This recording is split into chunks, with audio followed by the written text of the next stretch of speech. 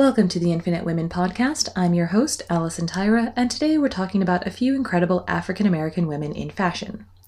Fashion is one of the few areas where sewing really gets to shine, but even then, modern designers are the ones getting the credit rather than the people building their imagined creations.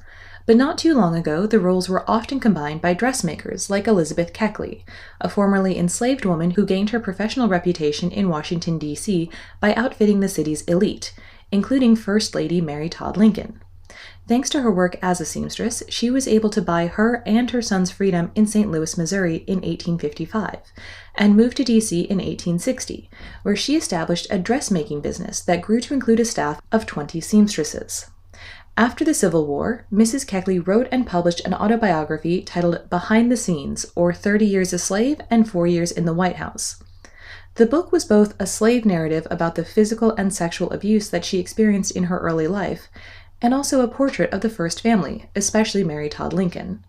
For a fictional novel about Mrs. Keckley, I recommend Mrs. Lincoln's Dressmaker by Jennifer Ciavarini. Speaking of outfitting the First Lady, Lowe was the first African American to become a major fashion designer from the 1920s through the 1960s. She was best known for designing Jacqueline Bouvier's wedding dress when she married John F. Kennedy in 1953. Or rather, she should have been. Although her work is recognized now, Jackie never publicly credited Anne for the most talked about dress of the year. Even though Anne had been working with the Bouvier family for years, when asked who designed the dress, Jackie reportedly replied, quote, "I wanted to go to France, but a colored dressmaker did it." The dress, which cost $500 or approximately $5,000 today, was described in detail in the New York Times coverage of the wedding, but Anne's name was never mentioned. Even worse, Anne lost money on the project. 10 days before the wedding, a pipe burst in her studio, ruining the dress as well as 9 other dresses for other members of the wedding party. Anne and her team worked day and night to recreate the masterpieces in a week and a half.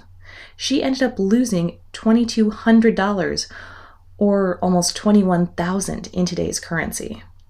Then, when she hand-delivered the dresses in Newport, Rhode Island, she was told to enter through a service entrance in the back. Anne replied that either the dresses went with her through the front door or they went back with her to New York. Anne also designed the dress that Olivia de Havilland wore to the 1947 Oscars when she won Best Actress. The name on the label, however, was Sonia Rosenberg. In 2019, Ruth E. Carter became the first African American to win an Academy Award for Best Costume Design for her incredible work on the superhero film Black Panther. It was her third nomination. Of the more than 60 films she worked on as lead costume designer, she was also nominated for Spike Lee's Malcolm X in 1992 and Steven Spielberg's Amistad in 1997. She then won again in 2023 for Black Panther: Wakanda Forever. And it probably goes without saying, but her own Oscars dresses were masterpieces. Join us next time on the Infinite Women podcast, and remember, well-behaved women rarely make history.